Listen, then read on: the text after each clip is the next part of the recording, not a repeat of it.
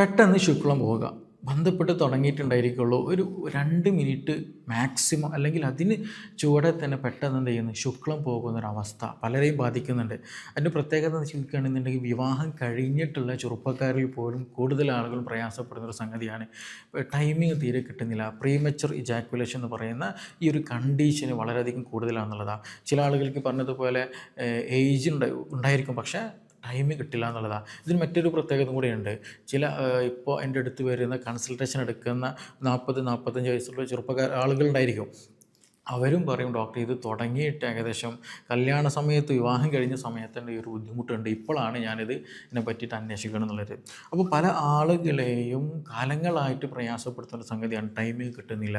പെട്ടെന്ന് ബന്ധപ്പെടുമ്പോൾ തന്നെ എന്ത് ചെയ്യുന്നുണ്ട്, സ്ഖലനം സംഭവിച്ചു പോകുന്നുണ്ട്. അപ്പോൾ വിവാഹം കഴിഞ്ഞവരൊക്കെ ആണെന്നുണ്ടെങ്കിൽ എന്ത് ചെയ്യും, ഭയങ്കര പേടിയുണ്ടായിരിക്കും. ഇത് കാലാകാലം എങ്ങനെ ആയിരിക്കുമോ, പാർട്ട്ണർ സാറ്റിസ്ഫൈഡ് ആക്കാൻ പറ്റുന്നില്ലല്ലോ, അങ്ങനെയുള്ള പല ആശങ്കകളൊക്കെ ഉണ്ടായിരിക്കും എന്നുള്ളതാണ്. അപ്പോൾ ഇതിൻ്റെ ഒരു പ്രധാന റീസൺ എന്ന് വെച്ചാൽ, ഇങ്ങനെ ഒരു ബുദ്ധിമുട്ട് വരാനുള്ള റീസൺ എടുത്ത് നോക്കുകയാണെന്നുണ്ടെങ്കിൽ അവർ ഫിസിക്കലി കുറച്ച് പ്രശ്നങ്ങളുണ്ട്. അവരുടെ ഫിസിക്കൽ ഹെൽത്ത് ഇതിനെ ബാധിക്കുന്നുണ്ട്, അതുപോലെ മാനസികാരോഗ്യത്തിനെ ബാധിക്കുന്നുണ്ട്. മാത്രമല്ല ലൈഫ് സ്റ്റൈൽ, ജീവിതശൈലി നല്ലോണം ബാധിക്കുന്നുണ്ട് എന്നുള്ളതാണ്. അപ്പോൾ ഇത് ചില ആളുകൾ ചില ഭക്ഷണ രീതികൾ നല്ല രീതിയിൽ എന്ത് ചെയ്യുന്നുണ്ട്, ഈ പ്രീമച്വർ ഇജാക്കുലേഷനെ നല്ലോണം ഡയറക്റ്റായിട്ട് അതിനെ ഇൻഫ്ലുവൻസ് ചെയ്യുന്നുണ്ട്. അപ്പോൾ എൻ്റെ അടുത്ത് വരുന്ന ആളുകളോട് ഞാൻ പൊതുവേ പറയാറുള്ളതാണ്, നിങ്ങൾ മെഡിസിൻ എടുക്കുന്നുണ്ടെങ്കിൽ അതിന് കൂടെ തന്നെ നിർബന്ധമായിട്ട് എന്ത് ചെയ്യണം, ലൈഫ് സ്റ്റൈല് നിങ്ങൾ ശ്രദ്ധിക്കണം. ഇല്ല എന്നുണ്ടെങ്കിൽ പല മാറ്റങ്ങൾ വീണ്ടും വരാൻ സാധ്യതയുണ്ടെന്നുള്ളത്. അപ്പോൾ ഇന്നത്തെ ഒരു പ്രധാന വിഷയം നമ്മൾ ഡിസ്കസ് ചെയ്യാൻ പോകുന്നത് ഈ ഒരു ടോപ്പിക് തന്നെയാണ്. നമുക്ക് എങ്ങനെയാണ് ഒരു ടൈമിങ് എക്സ്റ്റെൻഡ് ചെയ്യാൻ പറ്റുക, അതിനുള്ള ടെക്നിക്കുകൾ ഏതൊക്കെയാണുള്ളത്, അതുപോലെ ഏതൊക്കെ ഭക്ഷണങ്ങൾ നമ്മൾ ഒഴിവാക്കേണ്ടതുണ്ട്, ഏതൊക്കെ ഭക്ഷണം നമ്മൾ കൂടുതൽ കഴിക്കേണ്ടതുണ്ട്, അതുപോലെ എക്സസൈസുകൾ നമുക്ക് എന്തൊക്കെ ചെയ്യാൻ പറ്റും, ഏതൊക്കെ തെറാപ്പികൾ നമുക്ക് ചെയ്യാൻ പറ്റും, വീട്ടിൽ നിന്ന് തന്നെ ചെയ്യാൻ പറ്റുന്ന എക്സസൈസുകൾ ഏതൊക്കെ, തുടങ്ങിയ ഇതുമായി ബന്ധപ്പെട്ട വിഷയങ്ങളാണ് ഇന്ന് നമ്മൾ ഡിസ്കസ് ചെയ്യാൻ പോകുന്നത്. എൻ്റെ പേര് doctor Siraj, medical officer, QNB health care, Koduvally. സാധാരണ ഒരു പുരുഷനെ സംബന്ധിച്ചിടത്തോളം ഒരു ആവറേജ് ബന്ധപ്പെട്ട് കഴിഞ്ഞിട്ടുണ്ടെങ്കിൽ ഒരു 7-8 മിനിറ്റ് പെനിട്രേഷൻ നടത്തിയതിന് ശേഷം ഒരു 7-8 മിനിറ്റ് എടുക്കും എന്ത്, സ്ഖലനം സംഭവിക്കാൻ. ചില ആളുകൾക്ക് എന്ത് ചെയ്യാറുണ്ട്, അത് ഒരു കൺട്രോൾഡായിട്ട് നല്ല രീതിയിൽ പ്രാക്ടീസ് ചെയ്തിട്ടുള്ള ഒരാളൊക്കെ ആണെന്നുണ്ടെങ്കിൽ, അത്യാവശ്യം നല്ലൊരു ബോഡി ഫിറ്റ്നസ് ഒക്കെ ഉണ്ടെന്നുണ്ടെങ്കിൽ അത് ഒരു 20-30 മിനിറ്റ്സ് വരെയും പോകാറൊക്കെ ഉണ്ട് എന്നുള്ളതാണ് യാഥാർത്ഥ്യത. ഈ പ്രീമച്വർ ഇജാക്കുലേഷനിലേക്ക് എത്തിയിട്ടുണ്ടെങ്കിൽ ഈവൻ ചില ആളുകൾ ബന്ധപ്പെടുന്നതിന് മുന്നേ പെനിട്രേഷൻ നടത്തിയിട്ടുണ്ടായിരിക്കില്ല, അതിനു മുന്നേ തന്നെ സ്ഖലനം സംഭവിക്കുക. അതുപോലെ തന്നെ പെനിട്രേഷൻ നടത്തി 1 മിനിറ്റൊക്കെ ആയിട്ടുണ്ടാവുള്ളൂ, അല്ലെങ്കിൽ 2 മിനിറ്റിന് മുന്നേ ആയിട്ട് 2 മിനിറ്റ് മുന്നോടിയായിട്ട് തന്നെ എന്ത് ചെയ്യുക, സ്ഖലനം സംഭവിക്കുക എന്നുള്ളത്. ഇങ്ങനെ വരുന്ന ആളുകളുടെ ഹിസ്റ്ററി എടുത്ത് നോക്കുകയാണെന്നുണ്ടെങ്കിൽ അവർക്ക് ചിലപ്പോൾ ഉദാഹരണത്തിന് പ്രശ്നം ഉണ്ടായിരിക്കില്ല, നല്ല രീതിയിൽ ഉദാഹരണം ഉണ്ടായിരിക്കും, പക്ഷേ പെട്ടെന്ന് എന്ത് ചെയ്യും, സ്ഖലനങ്ങൾ സംഭവിച്ചു പോകും. അതുപോലെ രാവിലെ നിൽക്കുന്ന നേരത്ത് ഉദാഹരണം ഉണ്ടായിരിക്കും, താല്പര്യം ഉണ്ടായിരിക്കും, എല്ലാതും ഉണ്ടായിരിക്കും, പക്ഷേ ഇത് ശരിയായ രീതിയിൽ ആസ്വാദകരമാകുന്ന രീതിയിൽ കൊണ്ടുപോകാൻ പറ്റില്ല.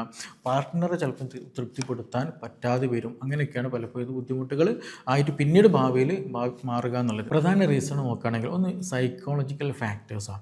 ആങ്സൈറ്റി കൂടുക, വെപ്രാളം കൂടുക, വേജാറ് കൂടുക, ടെൻഷൻ കൂടുക. ഇത് വന്നു കഴിഞ്ഞാൽ പെട്ടെന്ന് സ്ഖലനം സംഭവിക്കും എന്നുള്ളതാണ്.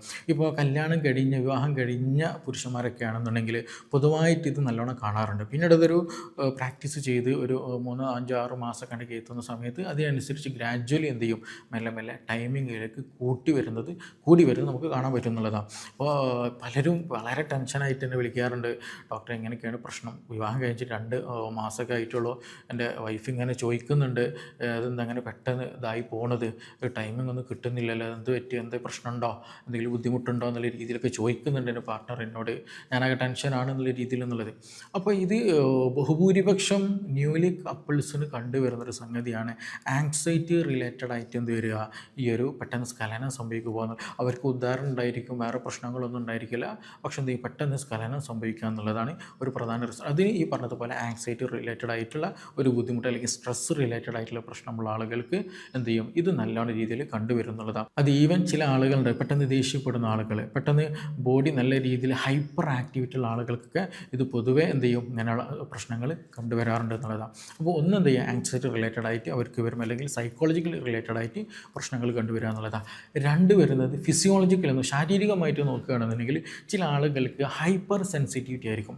അതായത് ആ ഒരു പുരുഷൻ്റെ ലിംഗത്തുമ്മിൽ ഭയങ്കരമായിട്ടുള്ള സെൻസിറ്റിവിറ്റി ആകും. ജസ്റ്റ് ഒരു ടച്ച് ചെയ്യുമ്പോൾ തന്നെ എന്ത് ചെയ്യും, ബോഡി ഭയങ്കര സെൻസിറ്റീവ് ചെയ്തിട്ട് അല്ലെങ്കിൽ നല്ല രീതിയിൽ പ്രതികരിച്ചു പോകുന്ന ഒരു കണ്ടീഷൻ വരും എന്നുള്ളത്. അപ്പോൾ അങ്ങനെ വരുന്ന അങ്ങനെ വന്നു കഴിഞ്ഞാൽ എന്താ സംഭവിക്കുക, ജസ്റ്റ് ഒരു ടച്ചിങ് ആകുന്ന സമയത്ത് തന്നെ ഭയങ്കര നല്ല രീതിയിൽ എന്ത് ചെയ്യാറും ഈ പറഞ്ഞ സെൻസേഷൻ ഫീൽ ചെയ്യും, പെട്ടെന്ന് സ്ഖലനം സംഭവിക്കാനുള്ള സാധ്യത വളരെ വളരെ കൂടുതലാണെന്നുള്ളതാണ്. ഇനി മൂന്നാമത് റീസൺ എടുത്ത് നോക്കുകയാണെങ്കിൽ ഒന്ന് ജെനറ്റിക്സ്, പാരമ്പര്യമായിട്ട് കണ്ടുവരാറുണ്ട്. പാരമ്പര്യമായിട്ട് ഇതുമായി ബന്ധപ്പെട്ട സെക്ഷൻ റിലേറ്റഡ് ആയിട്ട് ഇങ്ങനെ ഒരു ഇഷ്യൂ ഉണ്ടെന്നുണ്ടെങ്കിൽ അതിനുള്ളൊരു സാധ്യതയും നമുക്ക് തള്ളിക്കളയാൻ പറ്റില്ല, അങ്ങനെയും കണ്ടുവരാറുണ്ട് എന്നുള്ളതാണ്.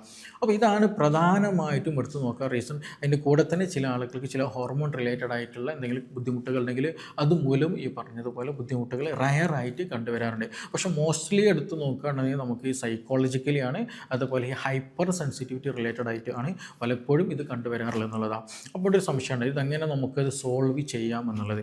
അപ്പോൾ അതുപോലെ ഇതെങ്ങനെയാണ് നമുക്കത് ഐഡൻറ്റിഫൈ ചെയ്യാം എന്നുള്ള ഒരു കൺഫ്യൂഷൻ ഉണ്ടായിരിക്കും എന്നുള്ളതാണ്. ഇപ്പോൾ ഹൈപ്പർ സെൻസിറ്റിവിറ്റിയുടെ കേസ് എടുത്ത് നോക്കുകയാണെന്നുണ്ടെങ്കിൽ ഇങ്ങനെയുള്ള ആളുകൾ കോണ്ടം എന്തെങ്കിലും യൂസ് ചെയ്യുന്ന സമയത്ത് എന്ത് ചെയ്യും, ഒരു കുറച്ചും കൂടെ ടൈമിങ് കിട്ടും എന്നുള്ളതാണ്. അതാണ് ഇതിൻ്റെ പ്രത്യേകത. അപ്പോൾ കോണ്ടം യൂസ് ചെയ്യുന്ന സമയത്ത് എന്താണ്, നമ്മൾ ആ ഒരു പുരുഷ ലിംഗത്തിൻ്റെ മുകളിൽ ഒരു കവറിങ് വരുന്നുണ്ട്. അപ്പോൾ ആ കവറിങ് വരുന്ന സമയത്ത് ഡയറക്റ്റ് ഒരു സ്റ്റിമുലേഷൻ എവിടേക്ക് എത്തില്ല, ലിംഗത്തിലേക്ക് എത്തില്ല. അപ്പോൾ അങ്ങനെ വരുന്ന സമയത്ത് എന്ത് ചെയ്യും, ബന്ധപ്പെടാൻ കുറച്ചും കൂടെ ഒക്കെ ഒരു കൂടുതൽ ടൈമിങ് നമുക്ക് ലഭിക്കും എന്നുള്ളതാണ്. അപ്പോൾ ഈ എന്ത് ചെയ്യുക, നിങ്ങൾ കോണ്ടം ഒന്ന് ട്രൈ ചെയ്ത് നോക്കുക. അതിൽ ടൈമിങ് കിട്ടുന്നുണ്ടെങ്കിൽ ഒന്ന് മനസ്സിലാക്കാം ഹൈപ്പർ സെൻസിറ്റിവിറ്റിക്കുള്ള സാധ്യത കൂടുതലാണെന്നുള്ളതാണ്. അത് വലിയൊരു അസുഖമൊന്നുമല്ല, നമുക്ക് എന്ത് ചെയ്താൽ മതി, ജസ്റ്റ് ഒന്ന് കൺട്രോൾ ചെയ്തിട്ട് നല്ല അതിനനുസരിച്ചിട്ടുള്ള സെക്ഷൽ ലൈഫ് നമ്മൾ കൊണ്ടുപോയാൽ നമുക്ക് നല്ല രീതിയിൽ ടൈമിങ് കൂട്ടിയെടുക്കാൻ പറ്റുന്നതാണ്. അതേപോലെ തന്നെ ഞാൻ പലപ്പോഴും ഒരു കാര്യം കൂടെ അതിൽ പ്രധാനമായിട്ട് ഇമ്പോർട്ടൻ്റ് ഉണ്ട്. മറ്റൊന്ന് ഉറക്കം വളരെ വളരെ ഇമ്പോർട്ടൻ്റാണ്. ഉറക്കം കുറവുള്ള ആളുകൾക്ക് പെട്ടെന്ന് സ്ഖലനം സംഭവിക്കുന്നുള്ളതാണ്. പെട്ടെന്ന് സ്ഖലനം സംഭവിക്കുക മാത്രമല്ല നല്ല രീതിയിൽ ക്ഷീണം അവരിൽ ഉണ്ടാകുന്നുള്ളതാണ്. ഞാൻ നേരത്തെ പറഞ്ഞില്ല, ബോഡിയിൽ ഭയങ്കര ഹൈപ്പർ ആക്ടിവിറ്റി വരിക, അല്ലെങ്കിൽ പെട്ടെന്ന് ദേഷ്യപ്പെടുന്നത് കൂടുതൽ വരിക, പെട്ടെന്ന് ബോഡി ഓൾറെഡി ഒരു കമ്പാരിറ്റീവ് നല്ല ഹീറ്റ് പ്രകൃതമുള്ള ആളുകൾക്കൊക്കെ ആണെന്നുണ്ടെങ്കിൽ ഇത് നല്ല രീതിയിൽ വരും. അപ്പോൾ ഈ ഉറക്കം കുറവ് വന്നു കഴിഞ്ഞാൽ ഈ പ്രശ്നം നല്ല രീതിയിൽ കണ്ടുവരും. ഈ പറഞ്ഞതുപോലെ പെട്ടെന്ന് ദേഷ്യം കൂടും, ഗ്യാസ്ട്രിക് ഇറിറ്റേഷൻ നല്ലവണ്ണം ഉണ്ടായിരിക്കും, ദഹന സംബന്ധമായ പ്രയാസങ്ങൾ ഉണ്ടായിരിക്കും, വായിലിറക്ക് ഇടയ്ക്കിടയ്ക്ക് മുറിവ് വരുന്ന അവസ്ഥകൾ വരിക. അതേപോലെ തന്നെയാണ് പെട്ടെന്ന് സ്ഖലനം എന്ത് ചെയ്യും സംഭവിച്ചു പോകുന്നുള്ളത്. ഞാൻ പൊതുവേ പറയാറുണ്ട്, നമ്മൾ ഒരു ആളിക്കത്തുന്ന തീ ഉണ്ടായിരിക്കും, നല്ല ഫ്ലെയിംസൊക്കെ വരുന്ന തീ, ആ തീയുടെ പ്രത്യേകത അങ്ങനെ ആളിക്കത്തുന്ന തീ എന്ത് ചെയ്യും, പെട്ടെന്ന് എന്ത് ചെയ്യും കെട്ടുപോകുന്ന ഒരു സാഹചര്യം. ജസ്റ്റ് ഒരു കാറ്റടിച്ചാൽ തന്നെ എന്ത് ചെയ്യും, അത് പെട്ടെന്ന് കെട്ടുപോകും. അപ്പോൾ അങ്ങനെ ഒരു ജസ്റ്റ് ഒരു തീ കത്തിച്ചിട്ടുണ്ടെങ്കിൽ നമുക്കതൊന്നും ഉപകാരം ഒന്നും ഉണ്ടാവില്ല. ഒന്നുകിൽ കുക്കിംഗ് ചെയ്യാനോ അല്ലെങ്കിൽ പ്രത്യേകത്തിൽ ഒരു തീ കൊള്ളാനോ ഒന്നിനെ കൊണ്ട് ആ ഒരു തീനെ കൊണ്ട് നമുക്ക് ഉപകാരം ഉണ്ടായിരിക്കില്ല. പക്ഷേ ഹീറ്റ് നല്ല രീതിയിൽ കിട്ടണമെന്നുണ്ടെങ്കിൽ, നല്ല രീതിയിൽ അത് ഉപയോഗപ്പെടണം എന്നുണ്ടെങ്കിൽ എന്തായിരിക്കും, ഈ പറഞ്ഞതുപോലെ കനലായിട്ട് കിടക്കണം, എങ്കിലും നമുക്കത് കുക്കിങ്ങിനായാലും ചൂട് കൊള്ളാനായാലും അതിനൊക്കെ സാധിക്കുള്ളൂ എന്നുള്ളതാണ്. അപ്പോൾ ഈ പ്രീമച്ചർ ഇജാക്കുലേഷൻ്റെ കേസും അങ്ങനെ തന്നെയാണ്.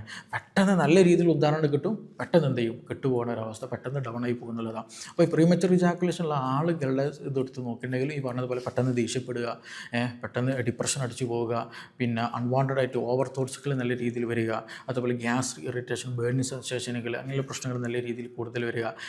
അതേപോലെ ബോഡി ടെമ്പറേച്ചർ കമ്പാരിറ്റീവിൽ എന്ത് ചെയ്യും, കുറച്ചൊരു കൂടുതൽ പോലെ ഫീൽ. ചില ആളുകൾ പറയില്ല, നമ്മൾ തൊട്ട് നോക്കുമ്പോൾ തന്നെ എൻ്റെ ബോഡി നല്ല ചൂടുണ്ടല്ലോ എന്നുള്ളത്.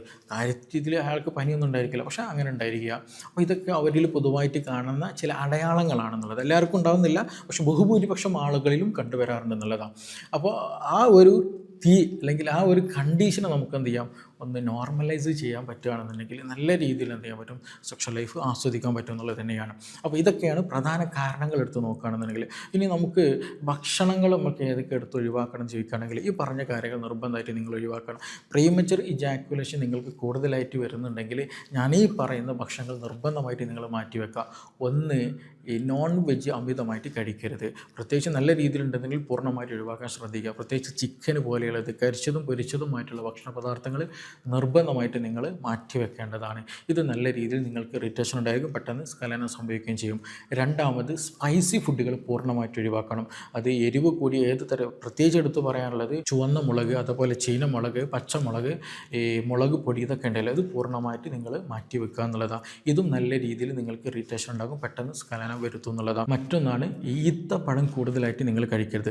ഉദാഹരണം കുറവുള്ള ആളുകൾക്ക് ഈത്തപ്പഴം നല്ല രീതിയിൽ ഹെൽപ്പ് ചെയ്യുന്നതാണ്. പക്ഷേ നിങ്ങൾ ഡേറ്റ്സ് കൂടുതലായിട്ട് എടുക്കുന്ന ചില ആളുകൾക്ക് നല്ല രീതിയിൽ എന്ത് ചെയ്യും, പെട്ടെന്ന് സ്ഖലനം സംഭവിക്കുന്നത് കാണാൻ പറ്റും. അപ്പോൾ അതുകൊണ്ട് തന്നെ പ്രീമച്ചുർ ഇജാക്കുലേഷൻ ഉള്ള ആളുകൾ എന്ത് ചെയ്യുക, ഈ പറഞ്ഞതുപോലെ ഡേറ്റ്സ് അമിതമായിട്ട് എടുക്കുന്ന ശീലമുണ്ടെങ്കിൽ അത് ഒഴിവാക്കാൻ ശ്രദ്ധിക്കുക എന്നുള്ളതാണ്. മറ്റൊന്നാണ് മുരിങ്ങ നിങ്ങൾ ശ്രദ്ധിക്കണം. പലപ്പോഴും നമ്മൾ സെക്ഷൽ ഹെൽത്തിൽ ഡിസ്കസ് ചെയ്യുന്ന സംഗതിയാണ് മുരിങ്ങ വളരെ നല്ലതാണെന്നുള്ളത്. ബട്ട് നിങ്ങൾക്ക് പ്രീമച്ചുർ ഇജാക്കുലേഷൻ്റെ ടൈമിങ് തീരെ കിട്ടുന്നില്ല എന്നുണ്ടെങ്കിൽ നിങ്ങൾ എന്ത് ചെയ്യരുത്, മുരിങ്ങ കൂടുതൽ കഴിക്കരുത്. മുരിങ്ങ നിങ്ങൾ എത്രത്തോളം കൂടുതൽ കഴിക്കുന്നോ അത്രത്തോളം പെട്ടെന്ന് സ്ഖലനം നടക്കാനുള്ള സാധ്യത കൂടുതലാണ്. അതേസമയം നിങ്ങൾക്ക് ഉദാഹരണക്കുറവുണ്ടെന്നുണ്ടെങ്കിൽ മുരിങ്ങ വളരെ നല്ല ബെനിഫിഷ്യലാണ്. ഉദാഹരണം കൂട്ടാൻ അത് നന്നായിട്ട് അത് ഹെൽപ്പ് ചെയ്യുന്നതും കൂടെ തന്നെയാണ്. അപ്പോൾ ഈ പറഞ്ഞ ഭക്ഷണങ്ങൾ നല്ല രീതിയിൽ നിങ്ങൾ ശ്രദ്ധിക്കേണ്ടതാണ്. കാരണം ഇത് നിങ്ങൾ കൂടുതലായിട്ട് എടുക്കുന്നുണ്ടെങ്കിൽ നിങ്ങളെ നല്ല രീതിയിൽ എന്ത് ബാധിക്കും, പ്രീമച്ചുർ ഇജാക്കുലേഷൻ, പെട്ടെന്ന് സ്ഖലനം നടക്കാനുള്ള സാധ്യത വളരെ കൂടുതലാണ്. ഇതിന് ബദലായിട്ട് അത് പ്രീമച്ചുർ ഇജാക്കുലേഷൻ നിങ്ങൾ കുറയ്ക്കാൻ സഹായിക്കുന്ന കുറച്ച് ഭക്ഷണങ്ങൾ നോക്കുകയാണെന്നുണ്ടെങ്കിൽ നിങ്ങൾ നല്ല രീതിയിൽ കക്കരി കഴിക്കുക. കുക്കുംബർ ഉണ്ടല്ലോ, അത് നല്ല രീതിയിൽ പച്ചക്ക് തന്നെ ചവച്ചരച്ച് കഴിക്കാൻ ശ്രദ്ധിക്കുക എന്നുള്ളതാണ്. അതുപോലെ ഭക്ഷണത്തിൽ പാലുൽപ്പന്നങ്ങൾ അല്ലെങ്കിൽ തൈര് പോലെയുള്ളതൊക്കെ എന്ത് ചെയ്യുക, നല്ല രീതിയിൽ കഴിക്കുക എന്നുള്ളതാണ്. അത് നല്ല രീതിയിൽ എന്ത് ചെയ്യും, നിങ്ങളെ ഒരു കാംനെസ് നിങ്ങളുടെ ബോഡിയിൽ നല്ല രീതിയിൽ കൊണ്ടുവരാൻ സഹായിക്കും എന്നുള്ളതാണ്. മറ്റൊന്നാണ് കാമോമൈൽ ടീ നിങ്ങൾ ഭക്ഷണത്തിൽ ഉൾപ്പെടുത്തുക എന്നുള്ളതാണ്. അതൊരു ഫ്ലവറാണ്. അതെന്ത് ചെയ്യുക, അതിൻ്റെ ഫ്ലവറും ലീവ്സൊക്കെ യൂസ് ചെയ്യാറുണ്ട്. ഫ്ലവർ നല്ല രീതിയിൽ യൂസ് ചെയ്യാൻ പറ്റുന്നതാണ്. അതുകൊണ്ട് ജസ്റ്റ് എന്ത് ചെയ്യുക, ഒരു ചൂടുവെള്ളത്തിലിട്ട് സോക്ക് ചെയ്തതിന് ശേഷം അത് കുടിക്കുന്നത് നല്ല ബെനിഫിഷ്യലാണ്. അത് മാത്രമല്ല, ഇനി അത് കിട്ടില്ല എന്നുണ്ടെങ്കിൽ കൺഫ്യൂഷൻ ആവേണ്ട, നല്ല രീതിയിൽ വെള്ളം കുടിക്കണം കേട്ടോ. കാരണം ഈ വെള്ളം കൂടി കുറഞ്ഞ ആളുകളിലും ഈ പ്രശ്നം കണ്ടുവരാറുണ്ട്. അപ്പോൾ നല്ല രീതിയിൽ ദിവസം ഒരു 2 മുതൽ 3 ലിറ്റർ വരെ നിർബന്ധമായിട്ട് നിങ്ങൾ എന്ത് ചെയ്യുക, ദിവസം വെള്ളം കുടിക്കാൻ ശ്രദ്ധിക്കുക എന്നുള്ളതാണ്. മറ്റൊന്ന് നമ്മുടെ മാതളപ്പഴം ഉണ്ടല്ലോ, അനാർ എന്ന് പറയുന്നത്, അത് നല്ല രീതിയിൽ ഹെൽപ്പ് ചെയ്യുന്ന, ടൈമിങ്ങിന് നല്ല രീതിയിൽ ഹെൽപ്പ് ചെയ്യും. നമ്മൾ ബൂസ്റ്റിങ്, സെക്ഷൽ ബൂസ്റ്റിങ്ങിനും അത് നന്നായിട്ട് ഹെൽപ്പ് ചെയ്യുന്നതാണ്. അപ്പോൾ അത് ദിവസം ഒന്നൊക്കെ കഴിക്കുകയാണെങ്കിൽ വളരെ നല്ലതാണ്. അതുപോലെ നെല്ലിക്ക വളരെ നന്നായിട്ട് ഹെൽപ്പ് ചെയ്യുന്നതാണ്. നെല്ലിക്ക കഴിക്കുമ്പോൾ ശ്രദ്ധിക്കുക, നമ്മൾ ഉപ്പിലിട്ട് കഴിക്കരുത്, അല്ലെങ്കിൽ ഉപ്പ് കുത്തി കഴിക്കരുത്. സാധാരണ ചവച്ചരച്ച് 1-2 നെല്ലിക്ക ദിവസം കഴിക്കുകയാണെങ്കിൽ നിങ്ങളുടെ ഗ്യാസ്ട്രിക് പ്രശ്നമില്ല, അത് ഹീലാവാനും അതുപോലെ സെക്ഷൽ ബൂസ്റ്റിങ്ങിനും ടൈമിങ് കിട്ടാനൊക്കെ അത് നന്നായിട്ട് ഹെൽപ്പ് ചെയ്യും എന്നുള്ളതാണ്. അപ്പോൾ ഇത് ഭക്ഷണത്തിൽ എന്ത് ചെയ്യണം, നിങ്ങൾ നിർബന്ധമായിട്ടും മാറ്റങ്ങൾ കൊണ്ടുവരാമെന്നുള്ളതാണ്. അതേപോലെ തന്നെ എന്താ വെച്ചാൽ നമുക്ക് ചില സപ്ലിമെൻറ്റുകളുണ്ട്, അത് മാർക്കറ്റിൽ നമുക്ക് അവൈലബിൾ ആയിട്ടുള്ളതാണ് സപ്ലിമെൻറ്റുകളും കാര്യങ്ങളൊക്കെ. അത് എടുത്ത് നോക്കുകയാണെങ്കിൽ നമ്മൾ സിങ്ക് അടങ്ങിയിട്ടുള്ള സീഡ്സുകളൊക്കെ എന്ത് ചെയ്യുക, പംകിൻ സീഡ്സുകളൊക്കെ കഴിക്കുകയാണെന്നുണ്ടെങ്കിൽ വളരെ നല്ലതാണ്. അതുപോലെ ആൽമണ്ട് പോലെയുള്ള ഡ്രൈ ഫ്രൂട്ട്സുകൾ, ഞാൻ ഈത്തപ്പഴത്തിൻ്റെതാണ് നിങ്ങൾ കുറക്കണം എന്ന് പറഞ്ഞത്, പക്ഷേ നിങ്ങൾക്ക് എന്ത് ചെയ്യാം, ആൽമണ്ട്, ബദാം, പിസ്ത, കശുവണ്ടി പോലെയുള്ളതൊക്കെ ഭക്ഷണത്തിൽ നല്ലോണം ഉൾപ്പെടുത്തുക. അതുപോലെ വൈറ്റമിൻസ് അടങ്ങിയിട്ടുള്ള, ഞാൻ നേരത്തെ നെല്ലിക്ക് ഒരു എക്സാമ്പിൾ പറഞ്ഞു, അതുപോലെ മറ്റു ഓറഞ്ച് പോലെയുള്ളതും ഒക്കെ എന്ത് ചെയ്യുക, നമുക്ക് നല്ല രീതിയിൽ ഉൾപ്പെടുത്താൻ പറ്റുന്ന, സർക്കുലേഷൻ കൂട്ടാനും അതുപോലെ സെക്ഷൽ താല്പര്യങ്ങൾ കൂട്ടാനൊക്കെ അത് നന്നായിട്ട് ഹെൽപ്പ് ചെയ്യും. ഓവറോൾ ബോഡി ഹെൽത്ത് നന്നാക്കാനും അത് നന്നായിട്ട് ഹെൽപ്പ് ചെയ്യുന്നതാണ്.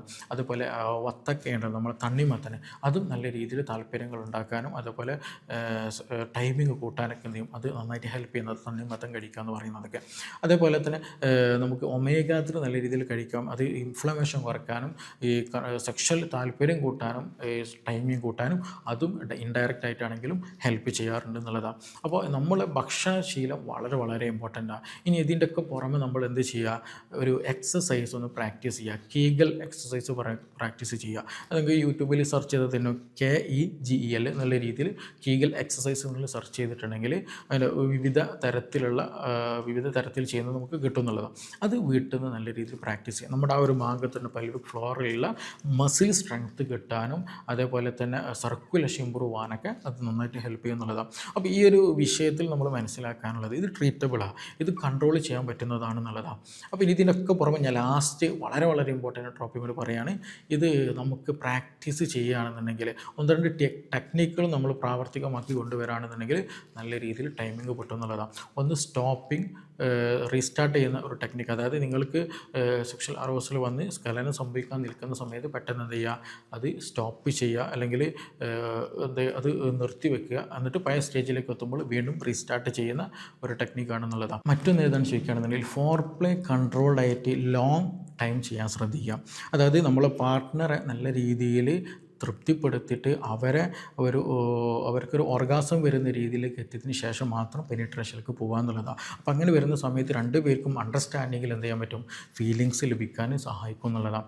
അപ്പോൾ അങ്ങനെയുള്ള സ്ക്യൂസിങ് മെത്തേഡ് ഉണ്ട് കേട്ടോ. അതേപോലെ സ്ഖലനം സംഭവിക്കാൻ നിൽക്കുന്ന സമയത്ത് നല്ല രീതിയിൽ പ്രസ് ചെയ്തെടുക്കുക. അതിൻ്റെ ടിപ്പിൽ ആ ഒരു ഗ്ലാൻസ് പെനിസിൻ്റെ ഭാഗത്ത് ഒന്ന് പിടിച്ചു വെക്കുകയാണെന്നുണ്ടെങ്കിൽ എന്ത് ചെയ്യാൻ പറ്റും, അത് പഴയ രീതിയിലേക്ക് പോവുകയും വീണ്ടും ബന്ധപ്പെടാൻ പറ്റും എന്നുള്ളതാണ്. അപ്പോൾ അതൊക്കെ ഒരു പ്രാക്ടീസ് ചെയ്ത് കൊണ്ടുവരികയാണെന്നുണ്ടെങ്കിൽ എന്ത് ചെയ്യാൻ പറ്റും, നമുക്ക് നല്ല രീതിയിൽ ടൈമിങ്ങിലേക്ക് കൊണ്ടുവരാൻ പറ്റും. അപ്പോൾ വിവാഹം കഴിഞ്ഞിട്ടുള്ള അടുത്ത് കഴിഞ്ഞ ആളുകളൊക്കെ ഉണ്ടെങ്കിൽ നിർബന്ധമായിട്ടും ഈ ടെക്നിക്കുകളൊക്കെ പ്രാക്ടീസ് ചെയ്യാൻ ശ്രദ്ധിക്കുക. ഭക്ഷണം കാര്യങ്ങൾ നിർബന്ധമായിട്ടൊന്ന് ശ്രദ്ധിക്കുകയും ചെയ്യുക. അപ്പോൾ അതിന് കൂടെ കുറച്ചൊരു മെഡിസിൻ കൊണ്ട് എടുക്കുകയാണെന്നുണ്ടെങ്കിൽ തന്നെ എത്ര വർഷം ഉള്ളതാണെങ്കിലും ശരി നല്ല രീതിയിൽ നമുക്ക് റിസൾട്ട് കിട്ടുന്ന ഒരു കണ്ടീഷനിലേക്ക് കൊണ്ടുവരാൻ പറ്റും. അതിന് കൂടെ തന്നെ ഞാൻ നേരത്തെ പറഞ്ഞ പലതരത്തിലെ ശാരീരിക ബുദ്ധിമുട്ടുകൾ അവർക്ക് ഉണ്ടായിരിക്കും എന്നുള്ളതാണ്. ഗ്യാസിൻ്റെ പ്രശ്നം ഉണ്ടായിരിക്കും, പെട്ടെന്ന് ദേഷ്യപ്പെടുന്ന ആൻസിറ്റി റിലേറ്റഡ് ആയിട്ടുള്ള ഇഷ്യൂസുകൾ ഉണ്ടായിരിക്കും, മുടി കൊഴിച്ചിലുണ്ടായിരിക്കും, താരൻ്റെ പ്രശ്നം ഉണ്ടായിരിക്കും, മൈഗ്രെയിൻ്റെ പ്രശ്നങ്ങൾ ചില ആളുകൾക്ക് ഉണ്ടാകാറുണ്ട്. അങ്ങനെ പലതരത്തിൽ കണ്ടുവരാറുണ്ട് എന്നുള്ളതാണ്. അപ്പോൾ അതുകൊണ്ട് തന്നെ അതൊക്കെ നമുക്ക് ഹീലയിൽ വളരെ ഇമ്പോർട്ടൻ്റ് ആണ്. അപ്പോൾ നിങ്ങൾക്കിതിൽ എന്തെങ്കിലും കൺഫ്യൂഷനുകളുണ്ട്, കൂടുതൽ ക്ലാരിറ്റി വരുത്തണമെന്നുണ്ടെങ്കിൽ, ഇതിൽ സംശയങ്ങളൊക്കെ ഉണ്ടെന്നുണ്ടെങ്കിൽ തീർച്ചയായിട്ടും താഴെ തന്നുള്ള നമ്പറിൽ ബന്ധപ്പെടാവുന്നതാണ്. നമുക്കിനി മറ്റൊരു ഇഷ്യൂമായി ബന്ധപ്പെട്ടിട്ട് വീണ്ടും കാണാം. Thank you.